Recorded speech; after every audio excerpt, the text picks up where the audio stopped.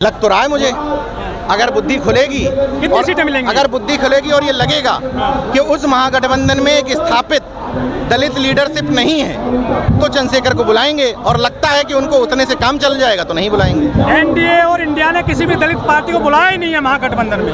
नहीं, ऐसा ना मत कहिए। तो आपने कहा कि दुकानें तमाम खुली हुई हैं, एक दुकान ओम प्रकाश राजभर की भी है, एक दुकान वहाँ पासवान जी की भी है, वो तो शामिल हैं। जब ये बात आप कहेंगे तब ठेकेदार दुकानदार तमाम हैं। ठेकेदार दुकानदारों की कमी नहीं है, इंडिया में भी दिख जाएंगे और एनडीए में भी दिख जाएंगे। सर, एक बाबा है, वो कह रहे हैं कि जो महिलाएं सिंदूर नहीं लगाती और मंगलसूत्र नहीं पहनती हैं वो खाली प्लॉट है।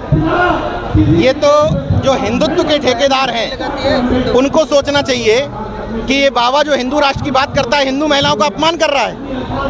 हिंदुत्व के बजरंग दल वालों को, विश्व हिंदू परिषद वालों को प्रदर्शन करना चाहिए उस लंपटाचारी के विरोध में, क्योंकि हिंदू महिलाओं के लिए सीधे सीधे खाली प्लॉट शब्द इस्तेमाल कर रहा है। और सिर्फ हिंदू महिलाओं के लिए नहीं, बुद्धिस्ट कल्चर की जो महिलाएं हैं, मुस्लिम महिलाएं हैं, जैन समाज की महिलाएं हैं, वो भी उसके लिए खाली प्लॉट हैं, क्योंकि वो तो सिंदूर लगाती नहीं है। लेकिन वो महिलाएं तो मजे से डांस कर रही हैं उसके दरबार में, विरोध नहीं कर पा रही। यही तो मानसिक गुलामी है।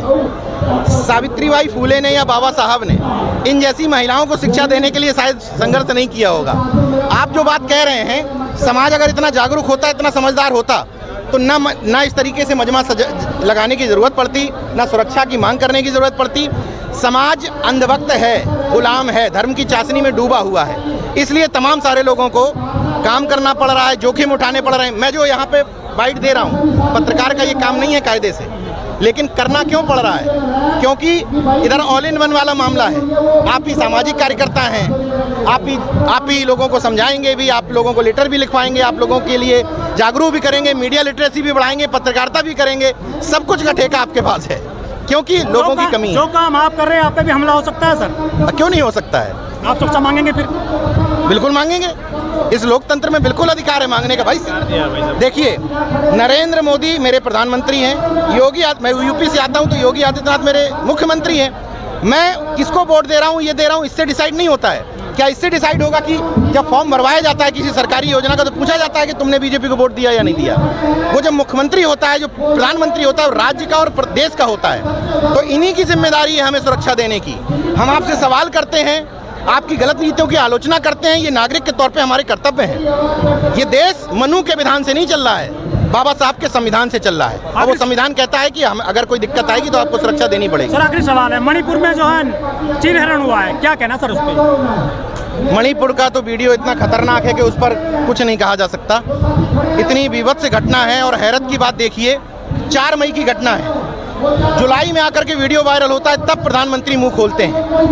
क्यों नहीं अपने राज्यपाल से, और क्यों नहीं अपने राज्यपाल को वापस कर लेते हैं और मुख्यमंत्री वीरेंद्र सिंह से इस्तीफा मांगते हैं? कितनी विभत्स घटना है। और पता क्यों हो रहा है? खेल ये है कि जो समुदाय है वहाँ पर, जिसकी महिला के साथ नाम लेना ठीक नहीं है, क्यों दो समुदायों के बीच में कटुता पैदा की जाए? जिस समुदाय की वो महिला है उन लोगों में क्रिश्चियन ज़्यादा हैं, और जिस समुदाय के लोगों ने हमला किया है वो तथाकथित इस हिंदू की चाशनी में डूबे हुए हैं। इसलिए मुख्यमंत्री वीरेंद्र सिंह भी वहाँ सांप्रदायिक कार्ड खेल रहे हैं, और सरकार तो सांप्रदायिक खेल खेल ही रही है। ये विश्वगुरु तो देख ही लिया आपने। फ्रांस में विश्वगुरु जिस दिन फ्रांस में मौजूद रहते हैं, उसी दिन फ्रांस की यूरोपियन संसद में प्रस्ताव पारित होता है कि भारत में अल्पसंख्यकों के खिलाफ असहिष्णुता हो रही है। फिर कहा, देखिए हैरत की बात देखिए, विदेश मंत्रालय के प्रवक्ता कहते हैं कि हमारा इंटरनल मामला है। अगर इंटरनल मामला है तो मणिपुर जाओ ना यार, सुलझाओ ना उस इंटरनल मामले को। जब तुम इंटरनल मामले को नहीं सुलझा पा रहे हो, तब जाकर के यूरोपियन संसद में या वहाँ के पेपर या इंग्लैंड में, अमेरिका में आपसे सवाल पूछा जाता है असहिष्णुता के लिए।